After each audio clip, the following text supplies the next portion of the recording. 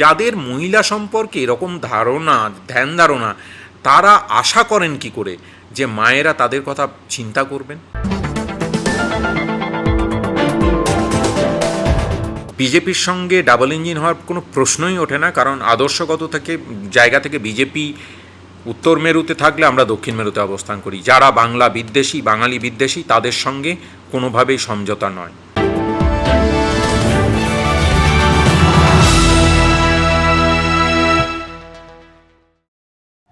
তৃণমূলকে কপি করে সেই ভাতা প্রকল্পের পথে বিজেপি হাঁটলেও প্রতিশ্রুতির প্রতিফলন দেখা যায় না কখনোই। এমনকি কেন্দ্রের করা প্রকল্প প্রধানমন্ত্রী আবাস যোজনার ক্ষেত্রে নিজন্য ও সুজন্য আবাসনের জন্য প্রায় 13,67,00,000 টাকা রাজ্য তহবিল থেকে খরচ করতে হয়েছে।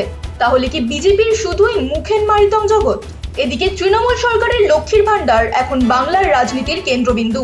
লক্ষ্মীর ভান্ডারের মাধ্যমে মহিলা ভোটের অধিকাংশই নিজেদের হাতের মুঠোয় রাখতে পারে তৃণমূল সরকার। তাই প্রশ্ন উঠছে, যদি ভারতীয় জনতা পার্টি ক্ষমতায় এসে লক্ষ্মীর ভান্ডার ও যুবসাথী দ্বিগুণ করার প্রতিশ্রুতি দেয়, তাহলে কি চাপে পড়বে তৃণমূল কংগ্রেস? ইশতেহার যুদ্ধের আগেই বাড়ছে যুবসাথী ঘোষণার পাল্টা প্রতিশ্রুতি, বাড়তি আবেদন, সীমিত বাজেট, বেকারত্বের তীব্র প্রশ্ন, টাকা আনা কর্মসংস্থান। কোন পথে যাবে ভোটার? 15,000 টাকার চাকরির বাস্তব সম্ভাবনা কোথায়? নির্বাচনের আগে এইসব জ্বলন্ত ইস্যুতে সরাসরি মুখোমুখি টিএমসি মুখপাত্র তন্ময় ঘোষ। তাহলে কি এবার ভোট অঙ্কে বদলাবে সমীকরণ? নির্বাচনের আগে যদি বিজেপি লক্ষ্মী ভান্ডার এবং যুবসাথী দ্বিগুণ করে, তাহলে তৃণমূলের প্রতিক্রিয়া কি হবে? দেখুন, বিজেপি হচ্ছে কপিক্যাট। মমতা বন্দ্যোপাধ্যায় লক্ষ্মীর ভাণ্ডার যখন করেছিলেন তখন ভাতা বলে গালি দিয়েছিলেন, তারপর সেইটা বিভিন্ন রাজ্যে কপি করেছেন ঠিক আছে, যেমন ওনাদের নেতা যা করেন ওনার শিষ্যরাও তাই করবেন, কপি করেছেন, তারপর নির্বাচনটা মেটার পরে সেটা বাদ দিয়ে দিয়েছেন, আর দেনই না। এইটাই পার্থক্য। আমরা বলি যেটা সেটা করি, ওনারা শুধু বলেন, করেন না। দ্বিতীয় কথা হচ্ছে, এই বিজেপির নেতা নেত্রীরাই বলেছেন যে লক্ষ্মীর ভান্ডার মা বোনেরা পান, ভোটের দিন তাদেরকে বেঁধে রাখবে, বাড়ি থেকে বেরোতে দেবে না, না হলে তারা তৃণমূলকে ভোট দিয়ে দেবে।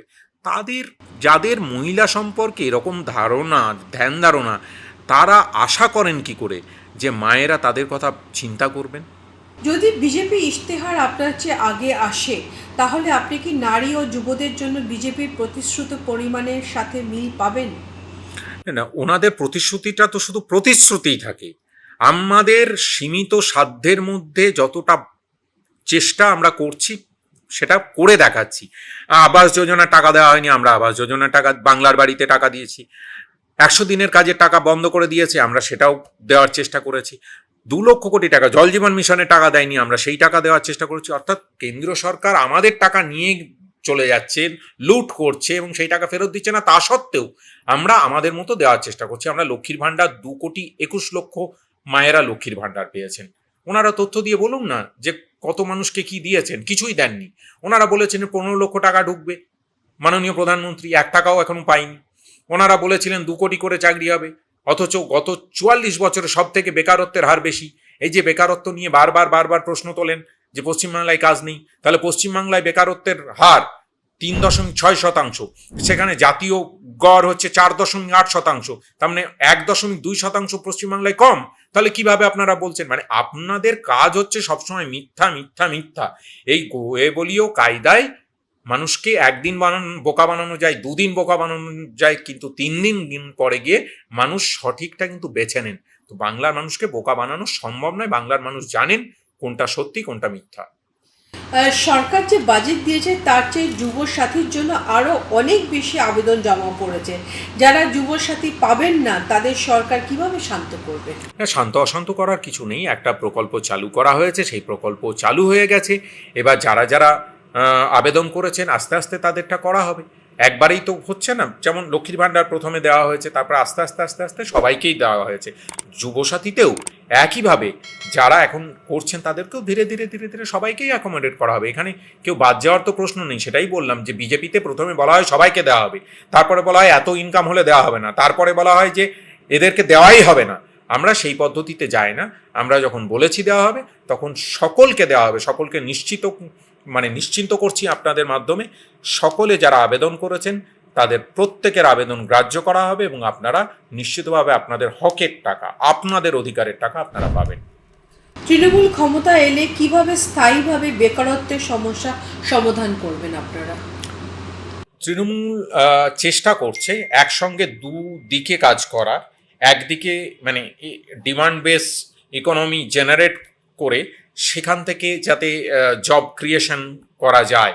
মানে এই যে আমরা যত মানুষকে টাকা মানুষের হাতে পৌঁছে দেব, তার মানে তাদের ক্রয় ক্ষমতা বাড়বে। তাদের ক্রয় ক্ষমতা বাড়লে স্বাভাবিকভাবে সেখানে চাহিদা বাড়বে। সেই চাহিদা বাড়বে, এটা একটা ইকোনমিক মডেল। এটা দিয়েই অমর্ত্য সেন নোবেল পেয়েছেন। সেই ক্রয় ক্ষমতা বাড়লে স্বাভাবিকভাবে যখন ডিমান্ড তৈরি হবে, চাহিদা তৈরি হবে, চাহিদার জন্যে সেখানে ইন্ডাস্ট্রি তৈরি হবে, সেটা medium scale, small scale, large scale যা ইচ্ছে হতে পারে। তাহলে সেখান থেকে জব ক্রিয়েশন তৈরি হবে। এটা একটা সাইক্লিক প্রসেস, যার ফলে ওই জব ক্রিয়েশনের পদ্ধতি কিন্তু আমরা চালাচ্ছি একদিকে। যে কারণে এমএসএমইতে আজকে ভারতবর্ষের অন্যতম সেরা রাজ্য হচ্ছে পশ্চিমবাংলা। পশ্চিমবাংলা এগিয়ে আছে, প্রথম বোধহয় দ্বিতীয় বা তৃতীয় রাজ্য মধ্যে হচ্ছে আমরা আছি।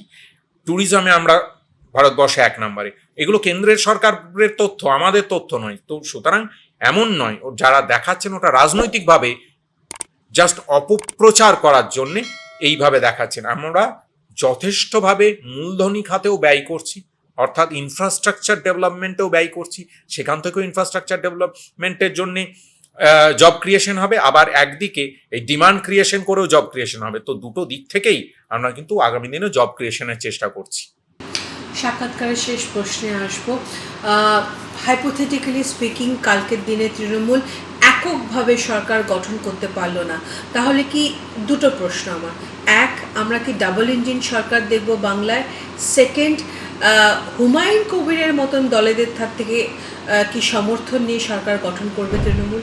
প্রথম কথা হচ্ছে এই হাইপোথেটিক্সের জায়গায় নেই। তৃণমূল কংগ্রেস মামাটি মানুষের আশীর্বাদ নিয়ে চতুর্থবারের জন্য মুখ্যমন্ত্রী মমতা বন্দ্যোপাধ্যায়ের নেতৃত্বে সরকার করতে চলেছে। এক। দ্বিতীয় কথা হচ্ছে বিজেপির সঙ্গে ডাবল ইঞ্জিন হওয়ার কোনো প্রশ্নই ওঠে না, কারণ আদর্শগত জায়গা থেকে বিজেপি উত্তর মেরুতে থাকলে আমরা দক্ষিণ মেরুতে অবস্থান করি। যারা বাংলা বিদ্বেষী, বাঙালি বিদ্বেষী, তাদের সঙ্গে কোনোভাবেই সমঝোতা নয়, পরিষ্কার কথা।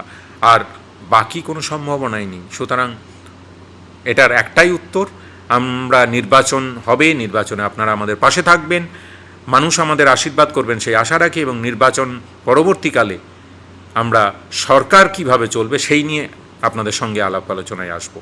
294 সিটের মধ্যে কতগুলো সিটের আশা রাখছেন? আমি গণৎকার নই, আমি আগে থেকে সংখ্যা বলতে রাজি নই, কিন্তু আমরা নিশ্চিতভাবে গতবারের থেকে ভালো ফল করতে চলেছি, এইটুকু নিশ্চিত।